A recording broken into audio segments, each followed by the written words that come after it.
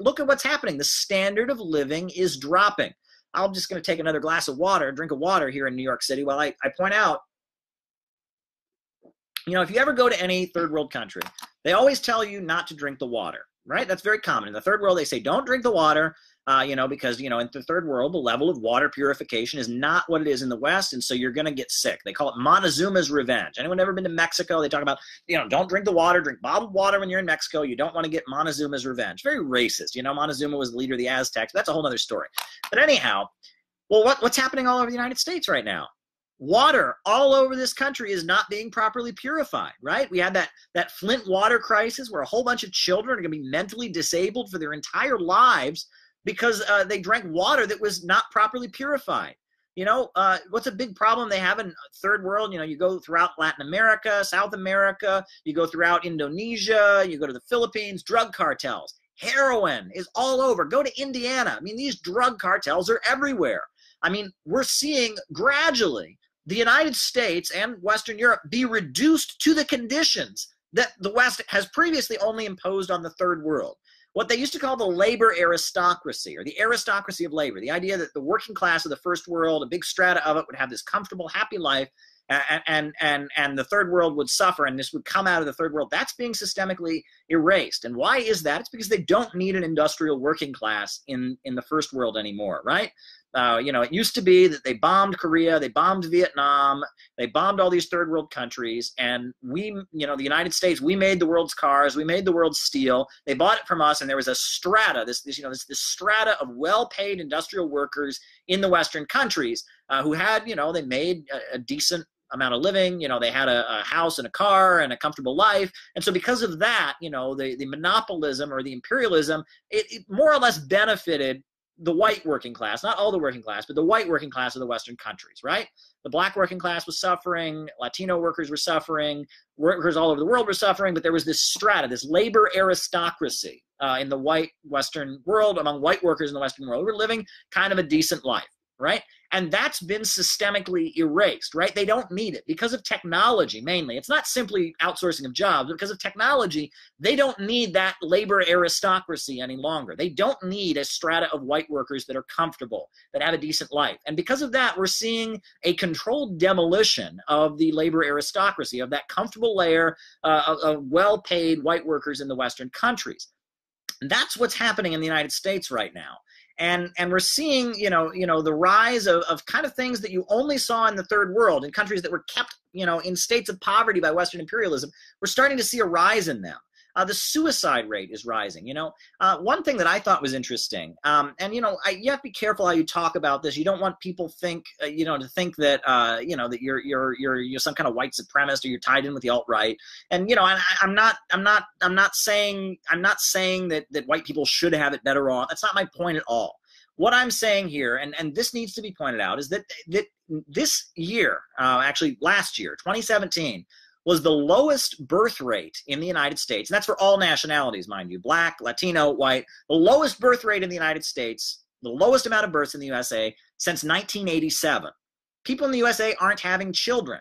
And why is that? Because if you grew up with a certain standard of living, you want to have children when you think you can provide for your children, right? That's what you want to do. You want to provide for your children.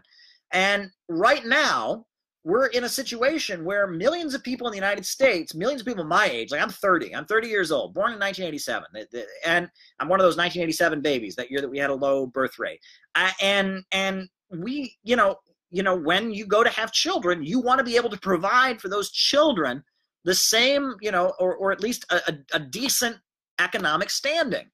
And if your standard of living has decreased, you're not going to have children because you want to provide for those children. You want the children that you have to be provided with a decent standard of living. And we're in a situation where people in the United States don't think that they can economically provide a good life for their children. People in the USA are not having children. It's very, very amazing what's happening in the USA right now. I mean, I've talked about something else that's happening in the USA right now. In 27 different states, you have towns and municipalities that are unpaving the roads. Unpaving the roads. Now, it might not even be what they do is they take roads that have asphalt on them. And they have this device. It's actually a machine that you can buy. You import it into your state or your city, and it's called a reclaimer. and it pulls up the asphalt on the road, and it pulverizes it and turns it into dirt. So you replace a paved road with a dirt road. I mean, there was an article about this. There was a town in Vermont that was doing this, and the reason they were doing it was because this city was so in debt to the local banks that they could not afford to maintain asphalt roads. They couldn't maintain an asphalt road, so they unpaved the roads. When you're unpaving the roads, when you are taking roads that used to be asphalt paved roads and you're replacing them with dirt roads, you've got a very, very, very big problem. Okay, and anyone who thinks that, you know, just because the stock market is riding high, the U.S. economy is doing well is completely delusional. I mean, we're unpaving the roads across the United States. People aren't having children. People are dying of heroin. The suicide rate is the highest it's been in a long time. Water isn't being properly purified.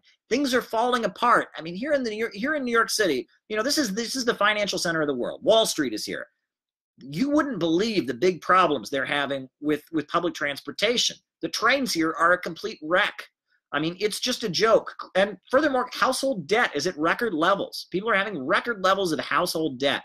I mean, the U.S. economy is wrecked, and that labor aristocracy that made imperialism function, that layer of well-paid workers who were right-wing and nationalistic and supported all the wars because they had a decent living, that's being systemically demolished right now. And that's what leftists need to be asking themselves. And the primary beneficiary of that demolition of that strata of the white working class, the primary beneficiary has been the far right. Donald Trump, people like Richard Spencer, they talk about these issues, and they have benefited from it. The left doesn't talk about it. You know, on the left, there's this feeling that, that these white, workers, they're all racist, and that they maybe being poorer would be better. It would show them what, people in the third world have to suffer from. And that's a big problem because at this point, the idea that the ruling class has is they want to turn this anger of this recently dispossessed white working class into racism.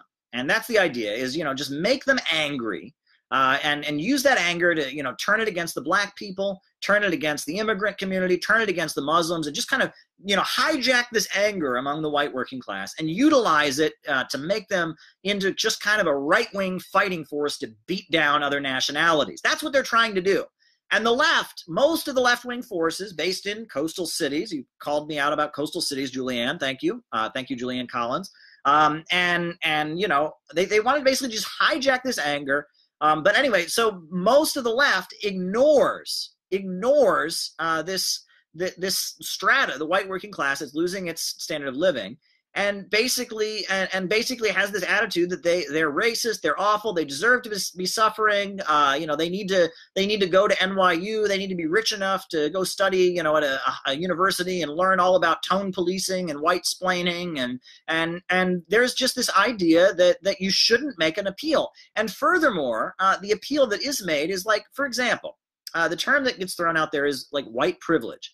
And the idea is that white workers, this white working class that's seeing a drastic decline in their standard of living, should be told that they have it too good, right? That they're privileged, that they're too well off, that they've just had it too good.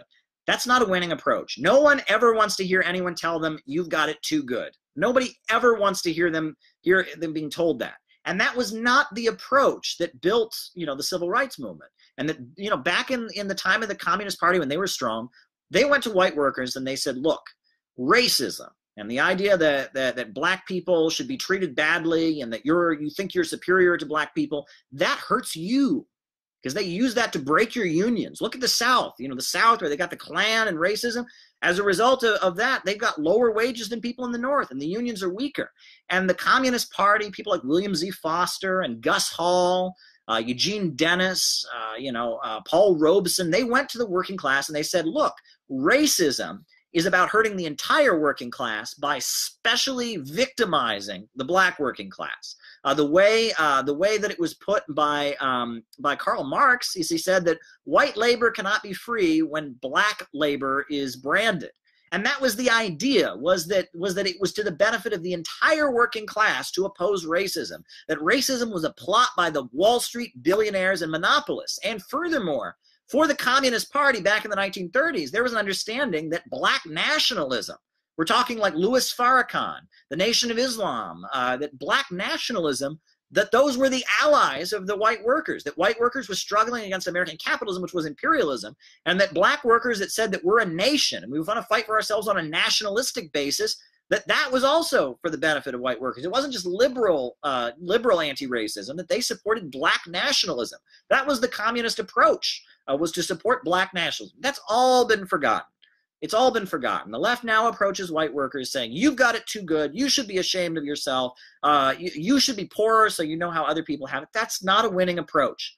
And, you know, because I point this out, and because I critique this, and because so many of the people that I grew up with, I'm from a small town in Ohio, so many people that I grew up with are for Trump now, right? And the small town I'm in, the area I've grown up in, it's been devastated by heroin and all of this stuff, and no one cares about it, right? I mean, you know, the only people trying to make an appeal to these people's anger are the far right. The left just says, oh, they're just a bunch of racist hillbillies, you know, who cares about, and that is a disaster. We need class solidarity. We need the white workers who are losing their jobs and are angry about heroin and are seeing their neighbors destroyed by heroin to see that the black working class that is struggling against racism is their ally. And I think that one of the key issues to do that around is the race question. Why? Because a lot of white workers now are being beaten up by police. A lot of white workers are seeing these police raids in their neighborhood. And you know why they're getting away with doing it to white people on so many levels? Because they've gotten away with doing it to black people for so long. For years, black people suffered under police brutality. Black people were being terrorized by the police.